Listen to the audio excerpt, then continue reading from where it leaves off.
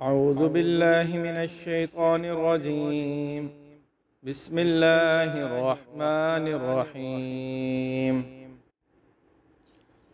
सब्बिह इस्म रब्बिकल अअला अल्लज़ी खलक़ फसव्वा वल्लज़ी क़द्दर फहदा वल्लज़ी अख़रजल मरअा फजअलहु गुसाअन अहवा सनुक़रिउक फला तंसा इल्ला मा शाअ अल्लाह इन्नहु यअलमुल जहर व मा यख़फ़ा वनुयस्सिरुक लिल-युस्रा फज़क्किर इन नफ़अतिज़ ज़िक्रा सयज़्ज़क्करु मन यख़शा वयतजन्नबुहल अश्क़ा अल्लज़ी यस्लन् नारल कुब्रा सुम्मा ला यमूतु फ़ीहा वला यहया क़द अफ़लह मन तज़क्का व ज़करा अस्म रब्बिही फ़सल्ला बल तु'सिरूनल हयातद दुनिया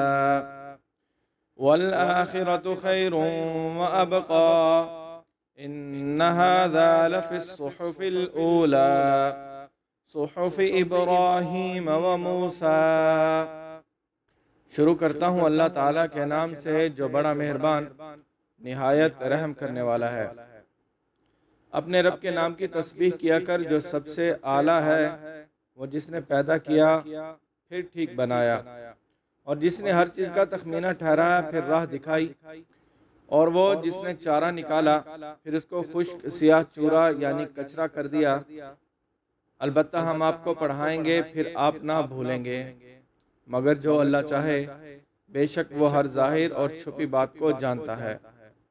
और हम आपको आसान शरीयत के समझने की तौफीक देंगे, बस आप नसीहत कीजिए अगर नसीहत फ़ायदा दे। जो अल्लाह से डरता है वो जल्दी समझ जाएगा, और बड़ा बदनसीब है जो उससे अलग रहेगा।